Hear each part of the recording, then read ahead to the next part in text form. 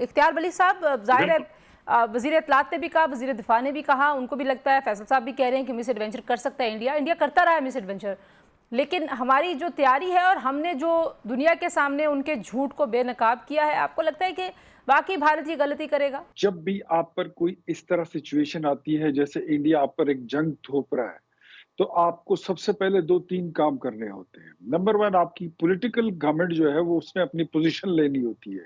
تو political government جو آپ کی ہے، وزیر اعظم شہباز شریف نے اپنی پوزیشن یہ لی کہ ان کا سب سے پہلے جو بیان تھا وہ یہ تھا کہ جو الزام جھوٹا فالس فلیگ آپریشن کا ہے، جو آپ نے خود کیا ہے، اس کے کریٹر بھی آپ ہو، ڈائریکٹر بھی آپ ہو، اور موسیقار اور گولیکار بھی اور اداکار بھی آپ خود ہی ہو، تو ہم اس پہ انویسٹیگیشن کے لیے تھرڈ پارٹی انویسٹیگیشن کی ڈیمانڈ کرتے ہیں کہ کسی تیسرے ملک سے اس کی انویسٹیگیشن کراتے ہیں، جس سے میرے خیال میں آدھی جنگ ہم اسی دن جیت چکے تھے۔ نمبر 2، آپ کو اپنے ملک کی تمام پاکستانیوں کی اور عوام کی سپورٹ چاہیے ہوتی ہے۔ میرے خیال میں ابھی تک جتنی کوششیں ہوئی ہے تو آپ کو یہ لگ رہا ہوگا کہ کچھ دن پہلے اگر ہم سوشل میڈیا پر تھوڑے بہت ڈیوائیڈ بھی تھے تو میرے خیال میں وہ ڈیویژن بھی ختم ہو گئی ہے۔ بڑے کچھ لوگ ایسے ہمیشہ رہ ہی جاتے ہیں جنہوں نے ہمیشہ آپ کے ساتھ نہیں چلنا ہوتا، ان کو نکال کے باقی آلموسٹ پوری پاکستانی قوم آپ کے ساتھ جنگ میں شریک ہو گئی۔ یہ آپ کی پوزیشن نمبر 2 ہو گئی۔ پوزیشن نمبر 3 جو سب سے اہم ہے جنگ لڑنے کے لیے، تو جنرل عاصم منیر کی قیادت میں میرے خیال میں اس وقت پاکستان کی بری بحری اور فضائیہ جتنی ہماری فورسز ہیں وہ یونائٹ ہیں۔ جس طرح وہ آگے فرنٹ فٹ پر جا کر بارڈر پر کھڑے ہو کر اپنے سپاہیوں کے ساتھ، سولجرز کے ساتھ کھڑے ہو کر انہوں نے انڈیا کو للکارا ہے، دیٹ مینس کہ ہم جنگ سے ڈرتے نہیں ہیں۔ تو ہماری JF-17 تھنڈر کے 2 طیارے کیا اٹھے کہ انہوں نے رافیل کے میرے خیال میں آدھے درجن سے زیادہ رافیل طیاروں کو بھاگنے پہ مجبور کر دیا۔ یہ آپ کی تینوں پوزیشنز ہیں۔ اب آپ دیکھیں کہ ہم نے پولیٹیکلی اور ڈپلومیٹیکلی چائنا، ایران، آذربائیجان نے تو رات کو کھلا کہہ دیا، قطر نے بھی کھلا کہہ دیا، جتنے آپ کے سراؤنڈنگ ہیں اور آپ کے نیبر کنٹریز ہیں وہ آپ کی سپورٹ میں آ رہے ہیں اور وہ کھل کر آ رہے ہیں کہ جو انڈیا کہہ رہا ہے وہ غلط ہے۔ اب سلامتی کونسل ہو، UN میں آپ جائیں، جہاں پہ بھی آپ جائیں گے تو انشاءاللہ ان کو منہ کی کھانی پڑے گی۔ ڈپلومیٹیکلی اس وقت آپ ایک ایڈوانٹیج لے چکے ہیں، آپ انڈیا سے آگے نکل بالکل ٹھیک چکے ہے۔ ہیں۔ جہاں تک اب بات ہے، ہمیں جو ضرورت ہے اس وقت وہ یہ ہے کہ ہم نے ملک کی قومی یگانگت اور ایک وحدت کی طرف مڑنا ہے، اس کی طرف ہم نے چلنا ہے، کوئی ڈویژن نہ آئے، کوئی تقسیم نہ آئے۔ اس وقت ضرورت اس بات کی ہے، وہ اگر ڈویژن تو آپ نہیں دیکھیں آئی نا، تو عمران خان صاحب نے جو ہے وہ بڑا اچھا پیغام دیا، فیصل چودھری صاحب بھی پیغام لے کے آئے تھے۔ میرا خیال ہے کہ ایک جو لوگوں کو لگ رہا تھا کہ پاکستان تحریک انصاف شاید اس معاملے پہ کوئی سیاست کرے گی، انہوں نے نہیں کی، جو کہ بہت اچھی بات ہے۔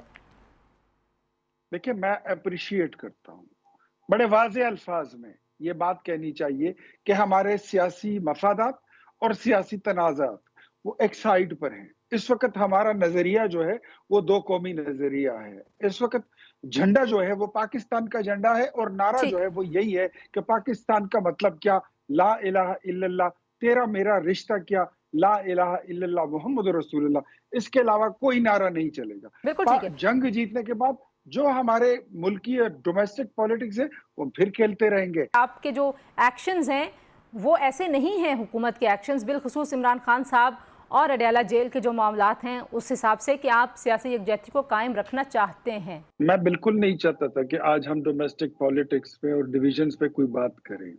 آج ہمیں قومی وحدت اور قومی یگانگت کا میسج دینا چاہیے، لیکن کیا جو فیصل چودھری صاحب فرما رہے ہیں اور جس پارٹی کی یہ ترجمانی کر رہے ہیں، کیا انہوں نے اپنے لیڈر کا ٹویٹ پڑھا ہے؟ اس میں جو جس طریقے سے انہوں نے نواز شریف اور آصف علی زرداری پہ الزامات لگائے، کیا یہ وہ موقع تھا کہ وہ اس طرح کی لغویات کرتے؟ یہ بکواسات تو ان کی کنٹینر پر کھڑے ہو کر 2014 سے ہم سن رہے ہیں۔ نواز شریف کی بات کرتے ہو تو یاد رکھو کہ انڈیا کے 5 دھماکوں کے بدلے نواز شریف نے 6 دھماکے کر دیے تھے۔ JF-17 تھنڈر سے جو آپ نے طیارے گرائے تھے انڈیا کے، وہ نواز شریف کی حکومت کا بنایا ہوا ہے۔ شاہین، غوری، عبدالی، یہ میزائل، حطف، یہ نصر، یہ نواز شریف کے تحفے ہیں۔ آپ کمال کرتے ہو اور حقائق کو جھٹلاتے ہو، नई नस्ल के उस नस्ल को और उस सर आप हिस्से को लोग जिनको इस वक्त पाकिस्तान की हिस्ट्री का पता नहीं है, तो आप एक गलत मैसेज दे रहे हैं। नवाज शरीफ वो लीडर है जिसने वाजपेयी को, अटल बिहारी वाजपेयी को बस पर बिठाकर मीनार पाकिस्तान लाकर खड़ा कर दिया था, और पहली दफा तारीख में उन्होंने पाकिस्तान का वजूद तस्लीम कर लिया था। नरेंद्र मोदी को लाहौर बुलाया था। आपके लीडर की औकात इतनी थी कि वो कहता था कि मैं मोदी को कॉलें करता हूं, वो मिस हो जाती हैं, मिस कॉलें दिया करता था।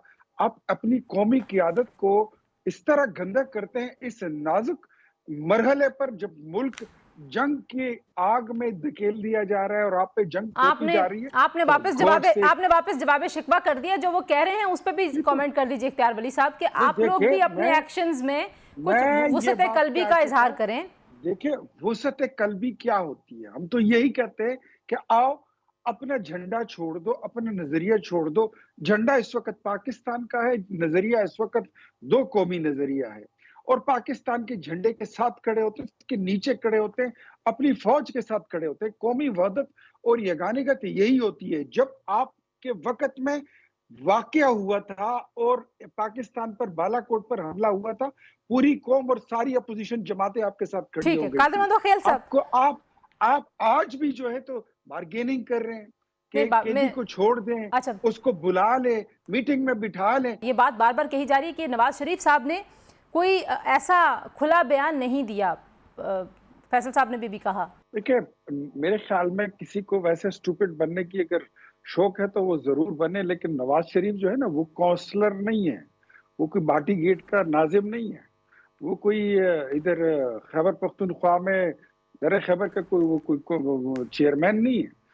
नवाज शरीफ इस मुल्क का 3 बार वजीर आजम रह चुका है। उनके मुंह से निकली हुई कोई भी बात, एक लफ्ज भी जो होगा, उसकी कौम को फिर कीमत अदा करनी होगी, और नवाज शरीफ बड़ी जिम्मेदारी के साथ बोलेंगे। लेकिन इस एक साइड पे मुझे ये बताइए कि जो इस वक्त वजीर आजम है वो कौन है? उनकी पार्टी के हैं। इस वक्त जो स्टीयरिंग व्हील पर बैठे हैं वो कौन है? वो उनकी जमात का कारकुन है, उसका नाम मोहम्मद शहबाज शरीफ है। तो आपका क्या ख्याल है? ये जो हम कहते हैं नून लीग नवाज शरीफ के, वो बयान भी नवाज शरीफ से चाहते हैं फैसल साहब।